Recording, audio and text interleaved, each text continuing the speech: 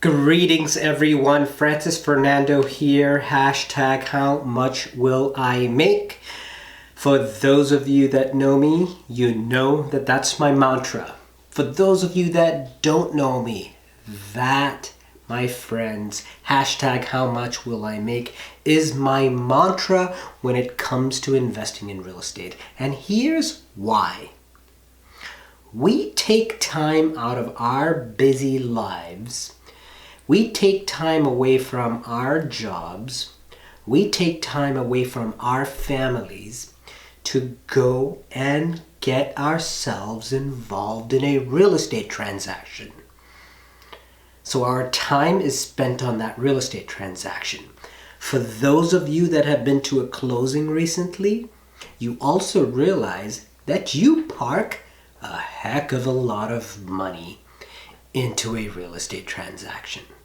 So my question to you is, and my mantra has been, well, how much is that transaction going to make you back? Because if it doesn't make you money, then why would you get involved in that transaction? Hashtag how much will I make?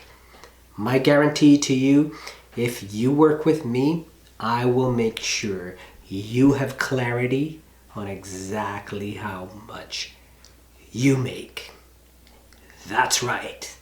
So anyway, today's episode, it is about a real estate agent sort of missing the mark. That's not the title, but that's what the theme is. A real estate agent missing the mark. Now there's many ways that real estate agents miss the mark. Many ways. And I don't mean to piss you real estate agents off, but there are many ways. And I would love to have a casual conversation with you. I have bought tons of real estate. And I have gotten pissed off by many of you agents. And I promise to do an episode one day on that. I have not done that yet. But until that time, I never know when it's going to be. Until that time, I encourage you, pick up the phone and call me, because maybe, just maybe, I will share with you on some of the ways that I feel you missed the mark. But that's not the purpose of today's video. Today's video and today's title, today's episode is how can a real estate agent make predictable, steady income? How can a real estate agent make predictable, steady income? So for those of you that know, that is probably one of the most daunting and scary professions is sales and sales of homes, because the sales of homes are not, it's a big purchase. It's not like buying a car, right? It's a bigger purchase, so there's a lot less transactions, but they're larger transactions. So for a real estate agent, you could go through a period of feast where you have a lot of closings, and therefore you get paid or you get your commission flowing in. And then you can go through a period of famine where you have no closings, no one looking at your properties, no listings, and therefore no income.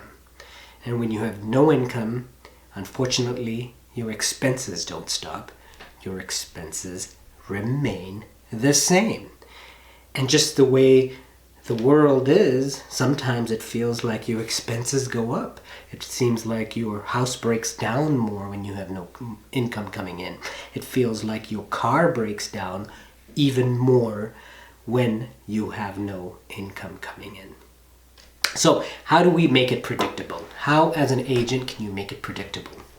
Well, like I said, and I was being tongue-in-cheek about real estate agents missing the mark, but here is an opportunity that baffles me as to why real estate agents don't take advantage of this.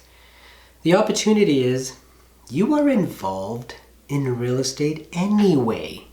You are already transacting real estate. You are the professional when it comes to closings. You are the master networker to know which lending institutions have the best rates, which closing agents are the most efficient, which title companies do a thorough job, which properties have issues in the neighborhood. You have a pulse on the market. You are clued in on some of the off-market deals. So my question is, if you are so well versed and so well knowing about what's going on in the market, why is it that as a real estate agent, you are not a real estate investor? Now, I know many of you are going to listen to this and say, well, actually, I am. And that's a small percentage of you. I have worked with many an agent. I have coached many agents. I have spoken to close to 1,000 real estate agents in a room and given them the most powerful attributes to be a virally growing real estate agent. And in my side conversations, I know that many of you are not investors. So my encouragement is become an investor. If you become a real estate investor, it's going to do a number of things for you.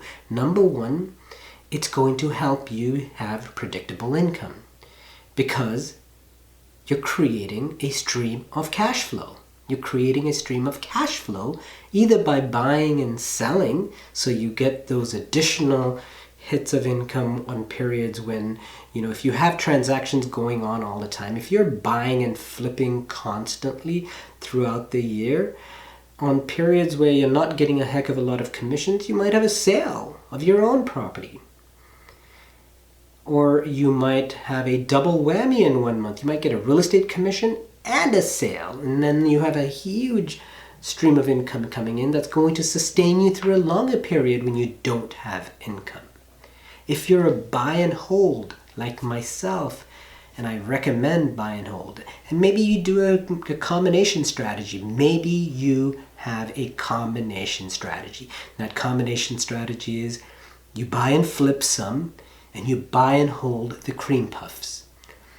And the cream puffs that you're buying and holding, they're giving you sustainable income. So that's one thing it's going to do for you. It's going to give you predictable, a regular stream of income. The second thing it's going to do, the second attribute that it's going to help you with is called perception. And that perception is going to then help your business. Perception that, hey, if I am going to be represented by a real estate agent, I'd like to be represented by an agent, especially on the income real estate side, who actually buys and sells properties himself or herself. Someone who owns properties, someone who is so knowledgeable that can bring all those facets that I spoke about.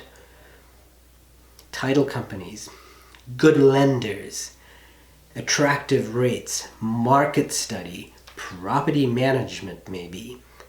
And you bring all that because you're the facilitator. That is the job of a real estate agent, by the way, is to be an effective facilitator.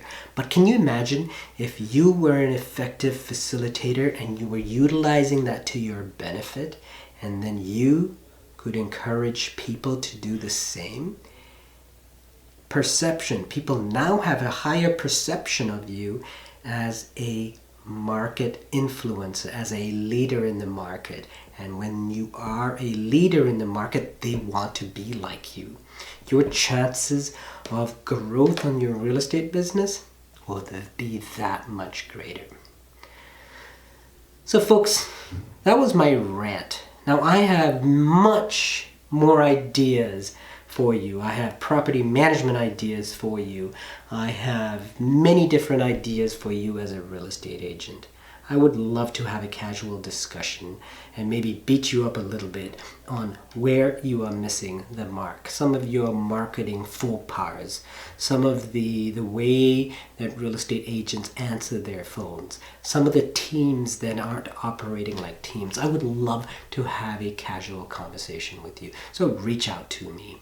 So again, to close this off, how can you, as a real estate agent, make predictable, steady income? I want you to think that through. I want you to think about what we discussed on this video. And I know I have added value to you. And so reach out to me. Make it predictable. Take care.